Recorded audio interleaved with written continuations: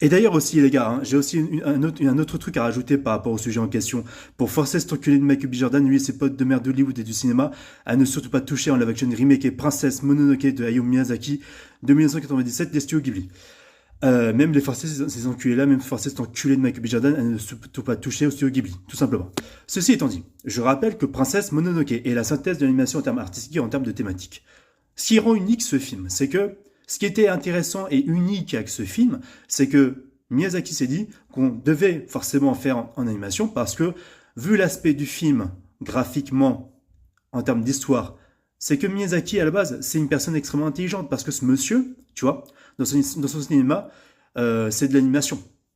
Et les designs qu'il crée, les Totoro, les personnages de Chihiro, Nausicaa aussi, même dernièrement le garçon et le héron, le garçon et le héron, ou Ponyo sur la falaise, ces personnages-là sont dessinés, créés, même les humains, pour des archétypes et des messages à transmettre, avec différentes caractérisations pour instaurer la thématique en question, et même les esquisses japonaises en termes de dessin aussi, en termes artistiques. Et donc, ce qui est important à savoir, c'est que faire un live action sur Princesse Mononoke, en fait, ça tuerait littéralement l'unique du film de 1997, où en fait, le but du truc, c'est que ça doit être de l'animation. Parce que c'est pour montrer que l'animation, c'est pas que pour les enfants. C'est pas que, c'est pas, c'est, ça peut être comme des trucs trash à l'hollywoodienne comique comme Sausage Party, mais ça peut être aussi, ou comme South Park aussi, ou aussi ça peut être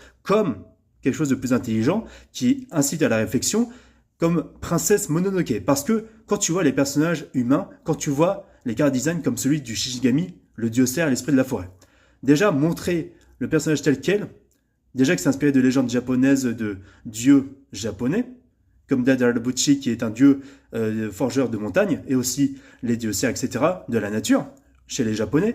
En fait, le truc, c'est que les Japonais sont très discrets sur leur religion. Ils n'en montrent pas beaucoup. C'est pour ça que montrer de Shishigami, ce serait blasphématoire contre les Japonais, en plus de le refaire en live action.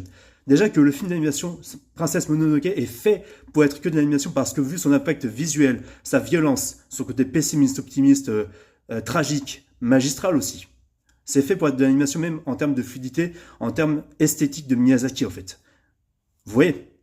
Et ça, en fait, en faire un live action casserait la thématique et en fait, on verrait balader tout le propos de Princesse Mononoke. Donc, clairement, ça tuerait le film de 1997 qui serait oublié.